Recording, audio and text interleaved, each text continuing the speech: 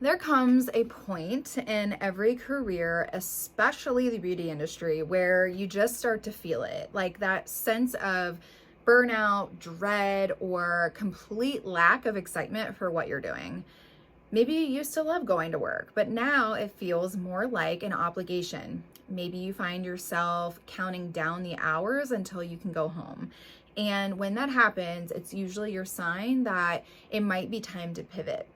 Pivoting doesn't always mean quitting your job or leaving the industry entirely. Sometimes it's as simple as changing the way that you do things or shifting your focus to something that feels more aligned. But the first step is recognizing the signs that it is time. One of the biggest indicators, at least to me, that you should pivot is when you no longer feel joy or fulfillment in what you're doing. You might feel miserable, resentful, or just mentally checked out. When something that once brought you excitement now feels draining, that's your cue to pause and evaluate. I always suggest writing down the positives and negatives of your current situation.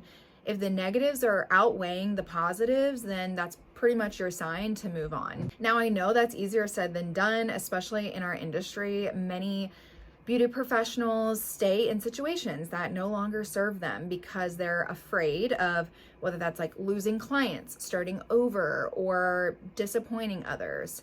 And I've seen people stay in toxic workplaces or continue working for bosses who don't value them simply because it feels safer than just starting fresh. But honestly, that's not sustainable. Staying somewhere that drains you doesn't just affect your work, it affects your energy, creativity, and your mental health. And here's the truth, no situation will just magically get better when you're so deeply unhappy. Whether that be a job where you feel undervalued or maybe your business that no longer lights you up anymore. The longer you stay out of fear, the harder it becomes to change. Pivoting takes courage, but it's also an act of self-respect. I've had to pivot multiple times in my career, sometimes by choice and sometimes by force. I was actually fired one time, and the reason they gave me was that I'd probably work better for myself. And I'd always dreamed of owning a spa ever since I first became an esthetician in 2011. And that failure became the moment that pushed me into my purpose. But not every pivot has to be dramatic. Sometimes it's realizing that what used to fit no longer does, and that's okay. When you're thinking about pivoting, look at the full picture. Ask yourself, is this situation draining me or growing me? Am I staying out of love or out of fear?